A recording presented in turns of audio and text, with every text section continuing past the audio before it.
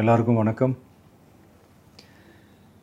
இந்திய அரசியல் சாசனம் நம்ம தமிழ்நாட்டில் இருக்கிற எல்லாருக்குமே கொடுத்துருக்கிற உரிமையில் ரொம்ப ரொம்ப முக்கியமானது ஓட்டிங் ரைட், வாக்குரிமை.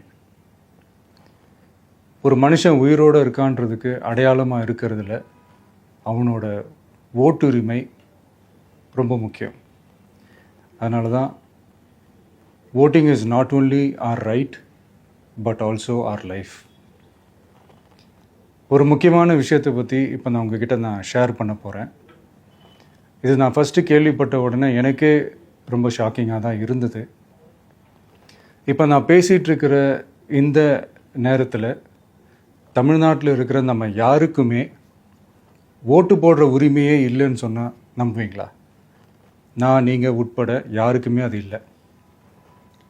நான் பயமுறுத்துறேன்னு நினைக்காதீங்க, அதுதான் நிஜமும் கூட. கொஞ்சம் ஏமாந்தால் நம்மளை மாதிரியே இன்னும் லட்சக்கணக்கான பேருக்கும் இதே நிலைமை தான். ஓட்டு போடுற அந்த உரிமையே இல்லாத மாதிரி ஒரு நிலைமை வந்தாலும் வரலாம். இதுக்கு மெயின் ரீசன் அந்த எஸ்ஐஆர், ஸ்பெஷல் இன்டென்சிவ் ரிவிஷன், சிறப்பு தீவிர திருத்தம். இப்போது இந்த எஸ்ஐஆர் நம்ம தமிழ்நாட்டில் எப்படி ஒர்க் ஆக போகுது? கடந்த ஜனவரி மாதம் எடுத்த அந்த கணக்கெடுப்பில் 6,36,00,000 வாக்காளர்கள் நம்ம தமிழ்நாட்டில் இருக்கிறாங்க. ஆனால் அவங்க யாருக்குமே இந்த ஓட்டு போடுற உரிமையே இல்லை. அந்த பிஎல்ஓன்னு சொல்லுவாங்க, பூத் லெவல் ஆஃபீஸர்ஸ், வாக்குச்சாவடி நிலை அலுவலர்.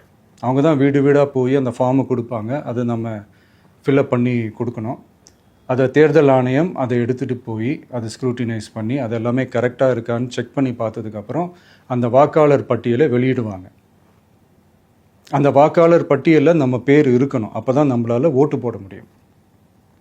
அந்த புது பட்டியல் வர்ற வரைக்கும் நம்ம வாக்காளர்களான்றது அது உறுதியே செய்ய முடியாது. இன்கேஸ் அந்த புது பட்டியலில் நம்ம பேர் இல்லைன்னா அது ஒரு தனி ப்ராசஸ், அது ஒரு தனி ஃபார்ம், அது ஒரு தனி கிளைம்ன்ற மாதிரி அது ஒரு வேறு வேலை.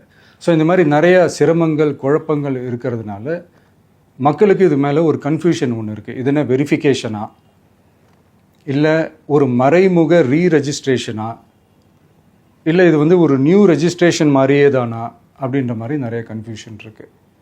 அவங்க செய்ய வேண்டியதெல்லாம் ஒன்றே ஒன்று தான். இந்த மாதிரி வீடு வீடாக போய் அந்த என்யூமரேஷன் ஃபார்ம் நம்ம ஃபில்அப் பண்ணி கொடுக்கும்போது அதுக்கான அக்னாலேஜ்மெண்ட்டை அந்த பிஎல்ஓ அந்த ஆஃபீஸர்கிட்ட இருந்து நீங்கள் வாங்கிக்கணும். அது ரொம்ப ரொம்ப முக்கியம். இது நான் சொல்கிறது வாக்காளர் பட்டியலில் ஆல்ரெடி உங்கள் பேர் இருக்கிறவங்களுக்கு நான் சொல்கிறேன். இப்போ புது வாக்காளர்கள், ஃபஸ்ட் டைம் ஓட்டர்ஸ், அவங்களுக்கு ஃபார்ம் 6ன்னு ஒன்று இருக்குது. அதை நீங்கள் ஃபில்அப் பண்ணி நீங்கள் உங்கள் ஏரியாவில் இருக்கிற சம்மந்தப்பட்ட அந்த உங்கள் அலுவலகத்தில் நீங்கள் டைரெக்டாகவும் சப்மிட் பண்ணலாம், இல்லை நீங்கள் ஆன்லைன்லேயும் சப்மிட் பண்ணலாம். அப்படி ஆன்லைனில் நீங்கள் சப்மிட் பண்ணிங்கன்னா அதுக்கான ஸ்க்ரீன்ஷாட்டை எடுத்து வச்சுக்கோங்க. ஃபோனில் மெசேஜ் வரும், அதை சேவ் பண்ணி வச்சுக்கோங்க.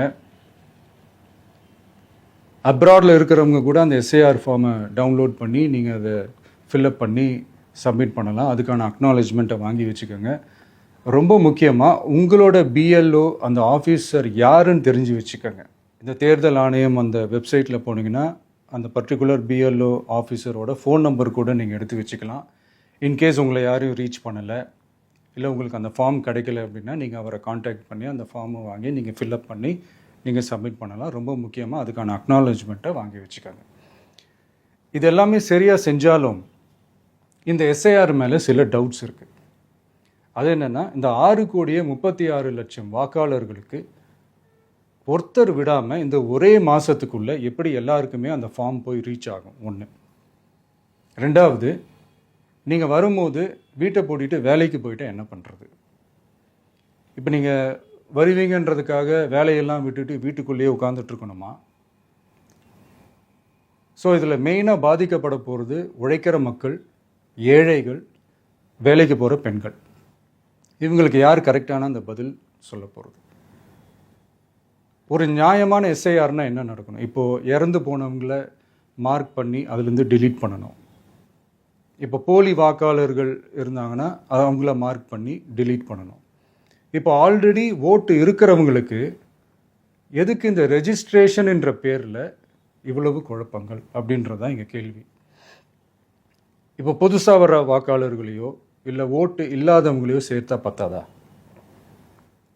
இப்போ ரீசெண்டாக நடந்த இப்போ எலெக்ஷன் 2021, 24 எப்படி எல்லாருமே ஓட்டு போட்டோம்?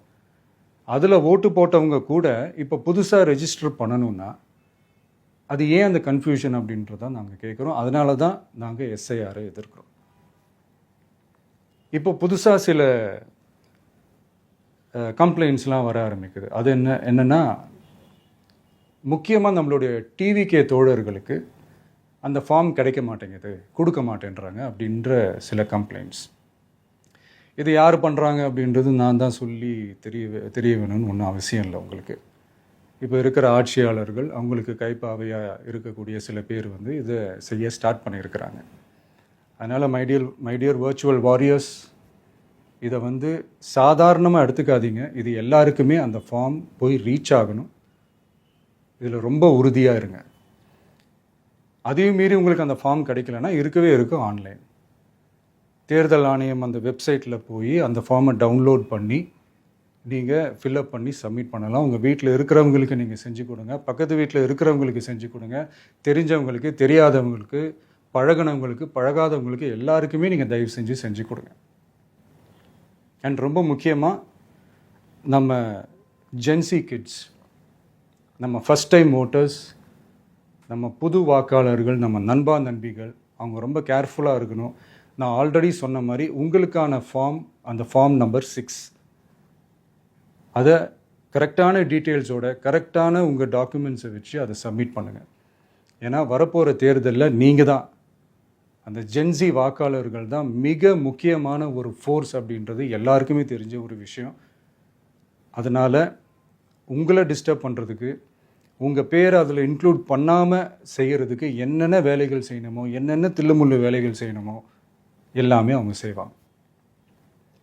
இது நமக்கு எல்லா திசையிலையும் எல்லா பிரச்சனைகள் கொடுத்துட்டு தானே இருக்கிறாங்க. அது டிஃபால்ட்டாக நடந்துட்டு தான் இருக்கும், அது ஒன்றும் பண்ண முடியாது. ஸோ அந்த மாதிரி ஓட்டு போடுற விஷயத்துலேயும் அவங்க என்ன மாறவா போகிறாங்க? இப்போ நான் சில மீட்டிங்ஸ்லலாம் ரிப்பீட்டடாக ஒரு விஷயம் நான் சொல்கிறேன்ல, 2 பேருக்கு நடுவில் தான் போட்டி அப்படின்ட்டு. அது மேடைக்கு மேடை அவங்க அதை ப்ரூவ் பண்ணிகிட்டு இருக்கிறாங்க. அதனால் தோழர்களே, வரப்போகிற தேர்தலில் நம்ம யாருன்னு காட்டணும், நம்ம பலம் என்னன்னு காட்டணும். அதுக்காக அந்த பலமான, அந்த பவர்ஃபுல்லான ஆயுதத்தை நம்ம கையில் எடுக்கணும். அந்த ஆயுதம் வேறு எதுவுமே இல்லை, ஓட்டு, வாக்கு, ஜனநாயகம். அது இருந்தால் தான் நம்ம அந்த வெற்றியை நோக்கியே நம்மளால் பயணிக்க முடியும். தமிழ்நாடே அந்த வாக்குச்சாவடி முன்னாடி திரண்டு நிற்கணும். அதை பார்த்துட்டு தமிழ்நாடே தமிழக வெற்றி கழகமா, இல்லை தமிழக வெற்றி கழகம் தான் தமிழ்நாடா அப்படின்ற மாதிரி இருக்கணும். வீடுன்னு ஒன்று இருந்தால் தான் ஓடு மாற்ற முடியும்னு அறிஞர் அண்ணா அவர்கள் சொல்லியிருக்கிறாங்க. அந்த மாதிரி ஓட்டுன்னு ஒன்று இருந்தால் தான் இந்த நாட்டையே காப்பாற்ற முடியும். அப்புறம் இன்னொரு முக்கியமான விஷயம், அந்த எனிமரேஷன் ஃபார்ம் நீங்கள் ஆன்லைனில் நீங்கள் ஃபில்அப் பண்ணும்போது அதில் ஒரு சில ப்ராப்ளம்ஸ் வர்றதுக்கு வாய்ப்பு இருக்குது. அது உங்களுடைய ஓட்டர் ஐடியில் இருக்கிற உங்கள் பேரும், ஆதார் கார்டில் இருக்கிற பேரும், அந்த ஸ்பெல்லிங், இனிஷியல்ஸ் எல்லாமே ஒரே மாதிரி இருந்தால் தான் அது அக்செப்ட் ஆகும், இல்லைன்னா அக்செப்ட் ஆகாது. அது கொஞ்சம் கேர்ஃபுல்லாக பண்ணுங்கள். அது கொஞ்சம் யூசர் ஃப்ரெண்ட்லியாக இருக்கலாமேன்னு கேட்டதுக்கு அதெல்லாம் முடியாது, அதுக்கெலாம் வாய்ப்பு இல்லை, அதுக்கெலாம் ஆளுங்க இல்லை, பண்ண முடியாதுன்னு ரிப்ளை பண்ணிட்டாங்க.